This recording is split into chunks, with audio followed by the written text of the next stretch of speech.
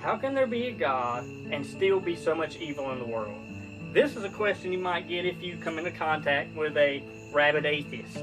Or maybe just somebody who is an atheist and hasn't really thought out the arguments for theism and Christianity, who's never really been told. Tonight I'm going to give you a way to answer this. Okay? Number one, their question defeats itself. Why? Because if they are an atheist, they have to believe, since there is no God, there is no real right or wrong. There is no good or evil. There's just universal indifference. You could hug someone or rob him. It doesn't matter. The universe doesn't care. It means nothing. There is no virtue, no ethics or morality in atheism. There can never be if there isn't a universal law such as morality, which is given only by God. Okay? So right off the bat, if they acknowledge that there is evil, then they are inadvertently destroying their own worldview of atheism, because they have to believe there is no such thing as evil. So, what I would say, I'd say something to the nature, so, you believe there is evil in the world? And they say, yeah. Well, okay. You have to believe there's some good in the world too, right? They'd probably say yes, because they have to. How can you believe there's evil, but not good? Because how would you know what is evil without something to gauge it by? So, number one, then you say, well, your argument falls apart because according to you, you already believe there is a moral code, and yet, according to atheism, there cannot be a moral code. So either you cannot say anything is evil, or you're going to have to accept the theology worldview. Okay? Now, let's get to the crux of the argument, and we can answer the question to them. So, how can there be so much evil in the world and still be a God? Number one, see my last video for more information on this topic. Free will is integral to Christianity. Why? Because we have a loving God. How can free will make God loving? Because He gives us a choice to love Him or not.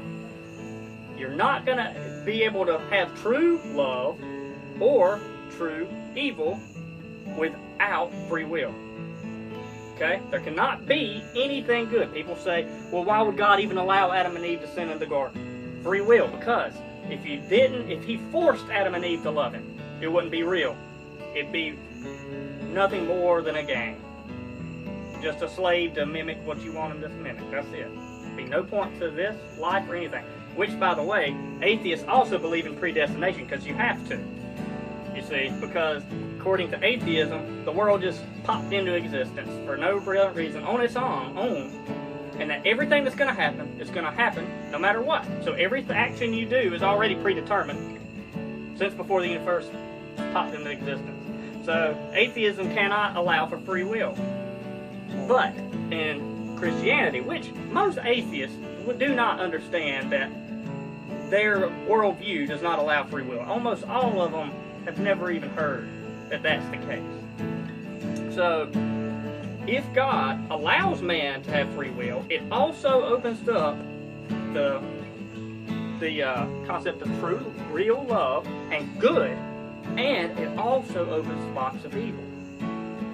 Now, if God, in His love, is there pleading with us to come to Him, yet we choose not to go to Him, is that God's fault?